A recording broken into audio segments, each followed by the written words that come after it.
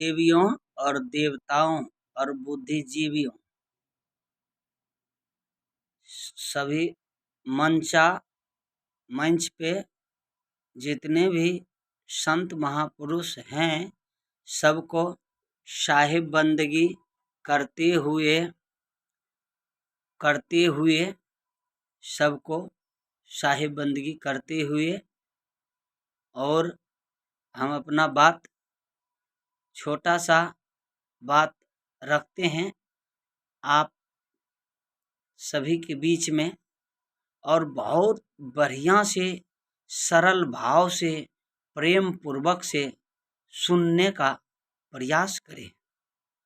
अभी के समय में जो संत और महापुरुष सब आपकी गांव के बीच में जो पहुंचते हैं और आपको जगाने के लिए, क्योंकि अपना घर द्वार छोड़ कर के ही आप लोग की सेवा में सब संत लगे हुए हैं आपको जगाने के लिए, ताकि आपकी जो चेतना जो सो गया है उसको जगाने के लिए। आप तो जगे हुए हैं मगर आपका जो अंदर में जो चेतना स्वरूप है वो जगा नहीं है, वो सो गया है।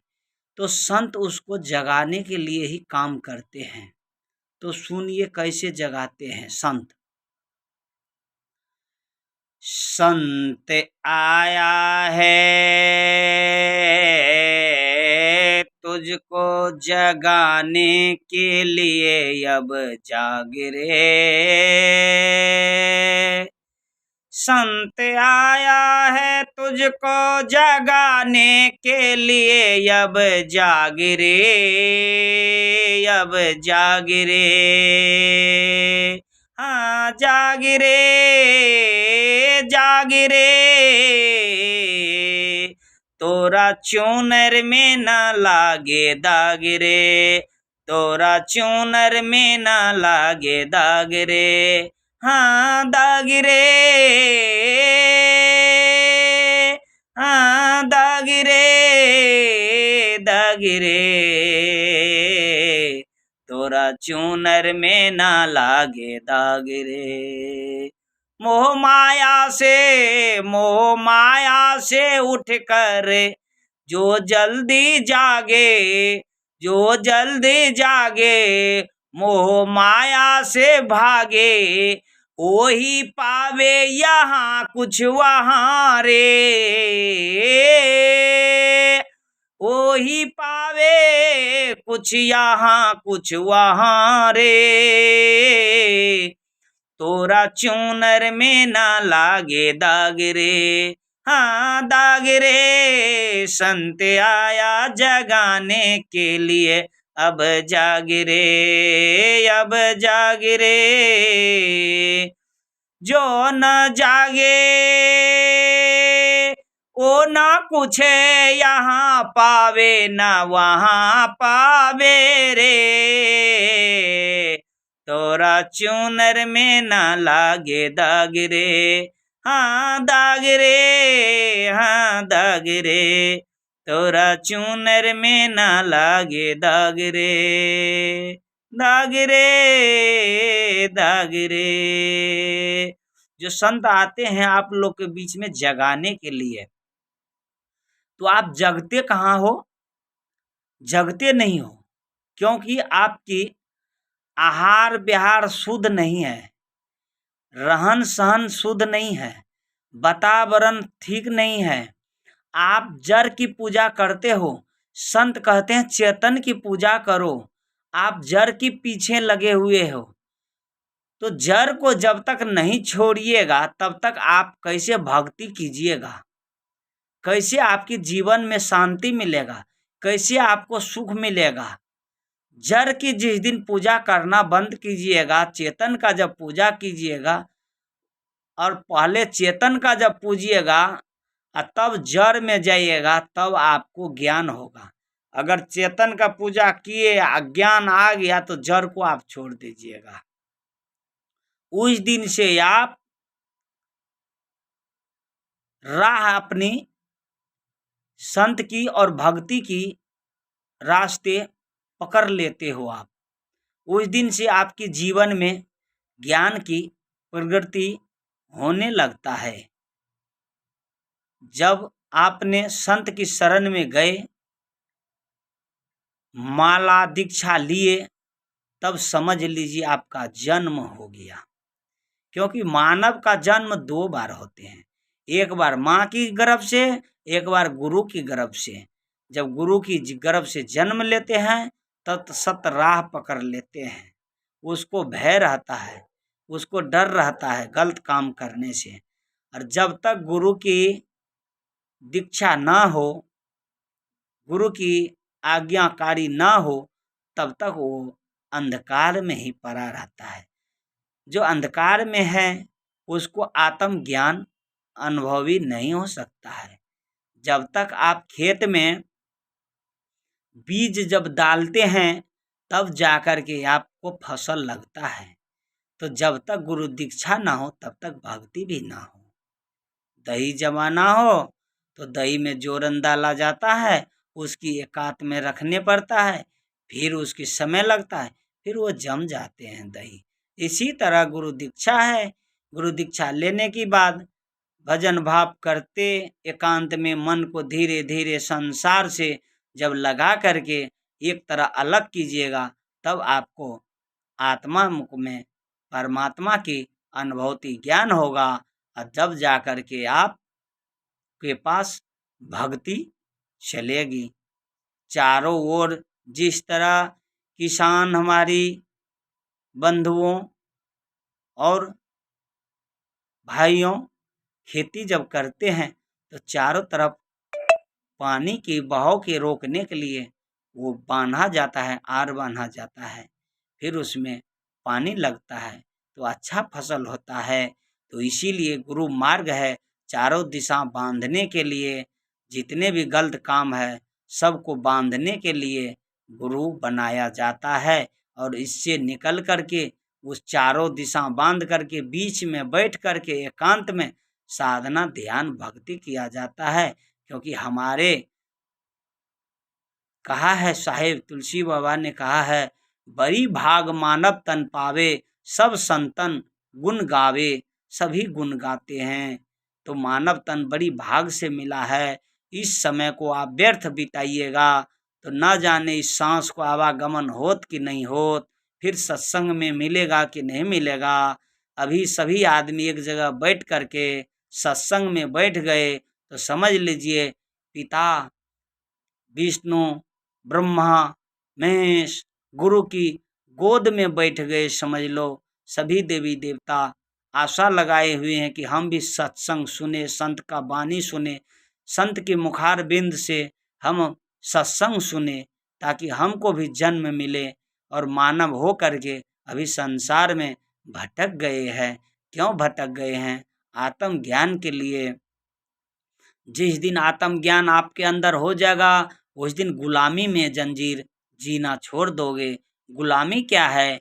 कहीं पे जाकर के सर झुकाना, दारू में, शराब में, तंबाकुल में, बीड़ी में, खैनी में, जहाँ भी है वहाँ माथा टेक देते हो। ये सिर झुकाने के लिए कहाँ है? मंदिर में है, भगवान के पास है, गुरु के पास है, माता पिता के चरणों में झुकाया जाता है। कहीं दुकान पे देखते हैं, जैसे आप गंदे आहार विहार जब लेने खरीदने बाजार जाते हो, वहाँ पे माथा झुका देते हो जब देता है तो। क्या वहाँ क्या मंदिर है? वहाँ झुकाते हो? झुकाने के लिए इतना बड़ा ज्ञान है आपके पास, विवेक है, बुद्धि है, पढ़े लिखे आदमी है, कहीं माथा झुकाते हो। समाज में इसी को सुधार करने के लिए जितने भी संत महापुरुष हमारे समाज में उतारे गए हैं, गांव-गांव में जो सत्संग रखा जाता है, सुधार करने के लिए, अपना जीवन सुधार करने के लिए, भौतिक ज्ञान के लिए, मानव को कल्याण करने के लिए आप लोग करते क्या हो? कपड़ा तो गंदा पहनते हो और साबुन लगाते हो, कपड़ा में नहीं, बक्से के ऊपर। अब अगर कपड़ा है आपके गंदा, तो गंदा कपड़े को खोल करके बक्सा में रख दीजिए, साबुन रगड़िए बक्सा के ऊपर में, मैल छूटेगा? कभी कभी नहीं छूटेगा। जब तक आपकी गंदा है, भजन से, सत्संग से, गुरु की ज्ञान से ये मन रगड़ा जाएगा, मन का मैल धुलेगा। मन का मैल क्या है? अंदर में है। ब्रह्मा विष्णु महेश है, तीनों की आपकी अंदर समाये हुए है। त्वचा पे ब्रह्मा का वासना है, जिह्वा पे विष्णु का वासना है, महादेव की वासना नैनों पे है। सभी देवी देवता की विराजमान आपकी गले में माँ दुर्गा की वासना है। तो खोजते हो कहाँ? जिस मुखार बिंद में विष्णु का वासना है जिह्वा पे, उस पे आप गंदा आहार विहार डालते हो। क्यों डालते हो? कहाँ खोजते हो? कहा है साहेब, ना मैं तीरथ में, ना मूरत में, ना मंदिर में, न गिरजाघर में, न मस्जिद में, मैं हूँ सबकी घट घट में। जो मुझके श्रद्धा पूर्वक और प्रेम से, विश्वास से जो मुझको भजे, उसी को हम दर्शन देंगे, उसी को दर्शन देंगे। और साहिब तुलसी बाबा और कहे हैं, छल कपट मुझे ना भावे, निर्मल मन वाले वही पावे। अभी संसार में जिसका निर्मल मन है उसी को भक्ति मिलता है, आत्मज्ञान मिलता है, सत्संग में बैठने का, सत्संग में प्रवचन सुनने का समय मिलता है। मैं अपना वाणी को विराम देता हूँ। बहुत लंबा टूरिंग में है, हम कितना आपको कहे, अभी छोटा सा हमने बना करके आप लोग को बीच में दिए हैं। मैं इतना कहूँगा, जिसका आहार विहार ठीक हो गया है उसका धर्म भी ठीक है, और जिसका आहार विहार ठीक नहीं है उसका धर्म भी खराब है। समझ गए? और मैं अपना वाणी को विराम देता हूँ। गुरु जी के चरणों में साहिब बंदगी, साहिब बंदगी। और ये कथा हमारी जहाँ पे भी सुने, आगे से आगे बढ़ाने का प्रयास करें। मैं एक समाज सुधारने की ही प्रयास में हूँ। बच्चे आजकल बहुत बिगड़ चुके हैं। मेरा संकल्प है, गुरु जी का आदेश है, गांव गांव में भवन बनायब, नित सतसंग सुनायब यो। बात करब हम सत ज्ञान के, बात करब सत ज्ञान के यो। नित दिन सतसंग सुनायब, ज्ञान के बात करब यो। अर्थात हम गांव गांव में जहाँ रहेंगे वही हमारा भवन होगा, और नित्य दिन हम ज्ञान के ही बात करेंगे। सबको, जो बच्चे को पढ़ाए लिखाए हैं छोटा सा से बड़ा करके, तो उसकी माता पिता का अधिकार है कि इसकी अच्छा संस्कार में ब्याह शादी करें, ताकि इसकी बहुत ही ज्ञान होगा, अनुभव होगा, अच्छा से जिंदगी जिएगा। एक दिन का बर्तन नहीं है। और कल के बच्चे ये 2 क्लास पढ़ लिए हैं, एक बर्तन भी लेने के लिए जब जाते हैं 5 रुपया 10 रुपया की घड़ा, तो उसको ठोक बजा करके परख करके लिया जाता है। न उनके पास बैठा है, नहीं उठा है, न जाना है, न पहचाना। एक बार इनको मोबाइल पे भी कह दिया है तो उनके पीछे पड़ जाते हैं। हाँ है, हम तैयार हैं। क्या तैयार हो? पढ़े लिखे आदमी हो, सोच समझ करके कदम उठाना चाहिए। हमारा जिंदगी का है, मगर ये गलत दिशा में चले जाएंगे, हमारा जिंदगी बर्बाद हो जाएगा। मैं अपना वाणी को विराम देता हूँ। बहुत बड़ा सत्संग है, 2 घंटा 3 घंटा की टार्जर है सत्संग की। साहिब बंदगी और वीडियो को देखें और अच्छा जीवन में ज्ञान का अनुभव करें।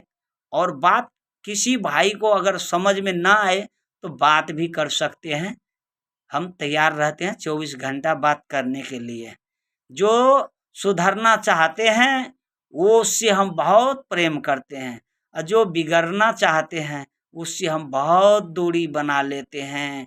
कहा है साहेब, जो कर्तव्य करे वो पुत्र हमारा, जो बतकट करे वो नातिन, और जो हमको नहीं चाहे वो नातिन का नतनी, उससे हमको कोई रिश्ता नहीं है। जो भजता है वो पुत्र के समान है हमको, और जो बटकट करता है वो नातिन है। समझ गए? और जो कथनी करे, बतकट्टा जो हो, वो नातिन का नतनी के तरह है, उससे कोई रिश्ता हमको नहीं है। ये साहिब का कथन है। साहिब बंदगी।